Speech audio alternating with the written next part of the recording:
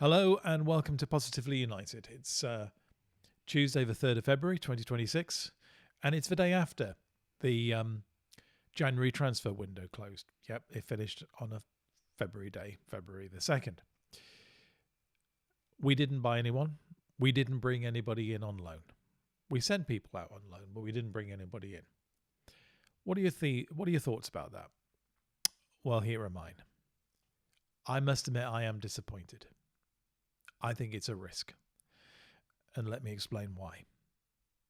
I certainly wasn't expecting us to buy Carlos Baleba this January or Elliot Anderson or anybody like that. Those purchases are for the summer. We've always known that.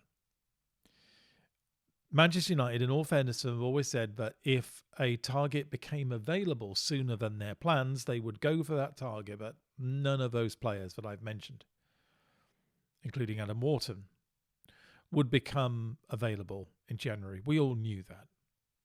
Brighton going to sell Carlos Baleba in January?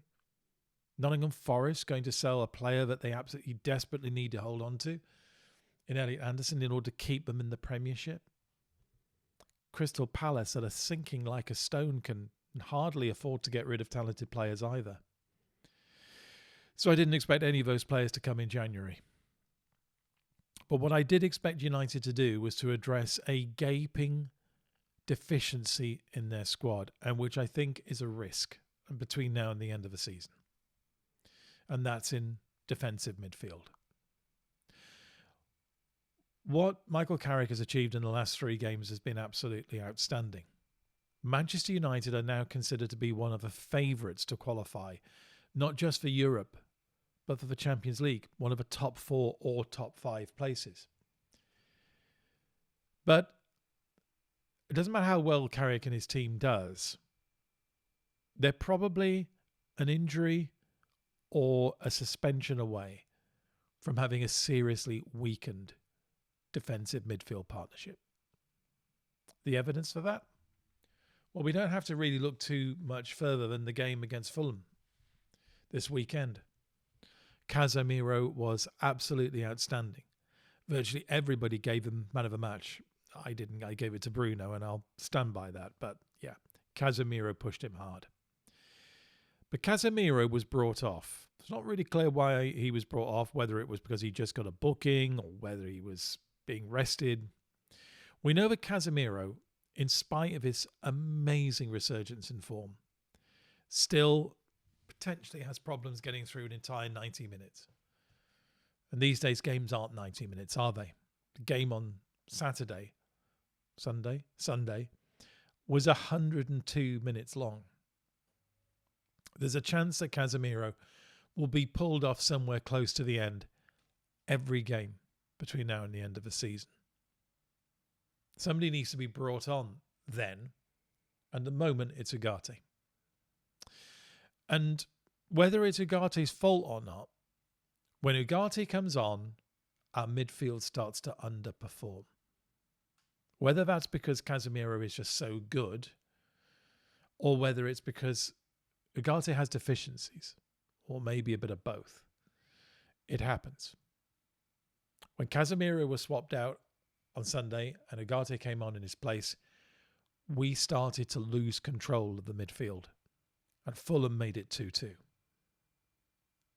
Šeško's fantastic winning goal at the end kind of makes us, I think, forget that. We lost control of the game. And we lost control in midfield. And we lost control because Casemiro came off. What happens if Casemiro gets an injury? What happens if Kobbie Mainoo gets an injury or a suspension? Kobbie Mainoo's been absolutely excellent since he was brought back into the team on the sacking of Ruben Amorim. What an absolutely crazy decision that was by Amorim to keep him out. If you wanted one good reason why Amorim had to go, the exclusion of Kobbie Mainoo was the one. And we rely so heavily on those 2 players. All it takes is for one to get an injury, one to get a suspension, and I think our central midfield is materially weakened. So I was imagining, like probably many of you were, that United would go out in the January transfer market and at least get a loan. And names were mentioned. Now, Conor Gallagher was mentioned. That turned out to be an outright purchase. And as we know, he went to Tottenham and he's doing really well there. But in terms of loans, Loftus-Cheek was mentioned and Wilfred Ndidi was mentioned. Now, I don't know why, but people seem to take against the idea of Loftus-Cheek. I don't know why. Superb player when he was at Chelsea. According to reports, he was actually offered to Manchester United on loan. Offered. But it seems we weren't interested. And Ndidi, currently at Besiktas, offered on loan as well. Obviously not taken up. I genuinely don't get that. On loan, remember, not purchase, on loan. Now, a lot of other excuses or reasons have been given to explain why we didn't go for anybody. The number one reason piped up is that we don't have a full-time head coach. But I thought the whole point of the new football structure at Manchester United of football director, head of recruitment, CEO, etc., with the head coach, I thought that wasn't meant to rely on just a head coach. Surely that group of people could come to a decision about a loan signing, because at the end of the day, the loan signing would be away at the end of the season. If we have a new incoming head coach that is other than Michael Carrick, they wouldn't be bothered by the loan because the loan would have disappeared. So I don't get that as a reason at all. Financial? Are we really that badly off that we can't take a loan player for 5 months or 6 months? That seems unlikely too. I am genuinely bemused as to why we didn't go for a loan player like Loftus-Cheek and Ndidi. Is it because a very large is perhaps an exaggeration, but certainly a noisy proportion of the online fan base seemed to find exception with every single name that was mentioned, including Ndidi and Loftus-Cheek? Maybe they were worried about a backlash. Well, they oughtn't to be. They ought to be insulated from that. They should just make the best decision, whether it's popular with fans or not. The decision's even more, in my opinion, inexplicable when you think about the fact that we've loaned out Toby Collier to Hull City. Why are we loaning out Toby Collier to Hull City when we potentially got a problem in midfield?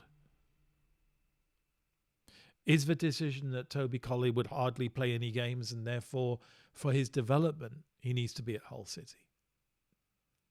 Again, I find that implausible because do they need to see any more of Toby Collier before they make up his mind whether he's good or bad or not? The fact he's out on loan at Hull City, in my opinion, means he's gone at the end of the season. They've made up their mind about Toby Collier and they've made up their mind that he's not good enough. Which brings me to Tyler Fletcher.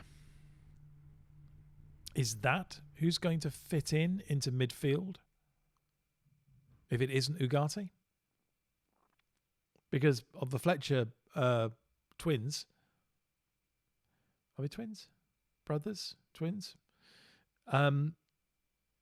It's Tyler who would fit into that defensive midfield position, not Jack. Jack's an attacking midfielder or a winger.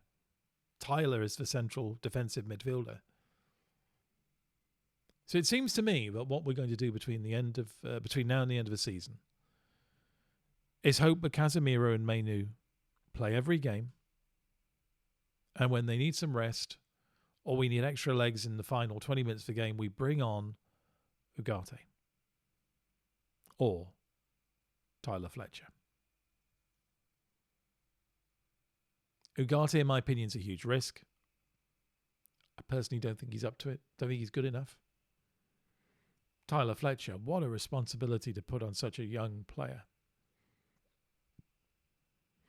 Yeah, I really, really hope this decision doesn't come back and bite us. I'll feel incredibly, incredibly sorry for Michael Carrick at the end of the season if he fails to get United over the line into European qualification because we've had a weakness in midfield. I'm generally supportive of what Ineos does. And the whole point of this channel is to fight back against some of the ludicrous negativity there is out there about United and the way that it's run. But even I have to admit, this transfer window has made me nervous. I'd love to know your thoughts. Please put them in the comments below the video. If you like this video, please hit the like button. If you like what I do on this channel, please subscribe. If you've got friends who you think would also like the things I do in this channel, let them know about the channel and try and get them to subscribe too. Follow me on X. If you want to give me any support, I've got a Ko-fi account. The link is in the description. But that's it for now. Hope to see you tomorrow. And remember, until we meet again, always try to be positively united, even if sometimes it's a bit difficult.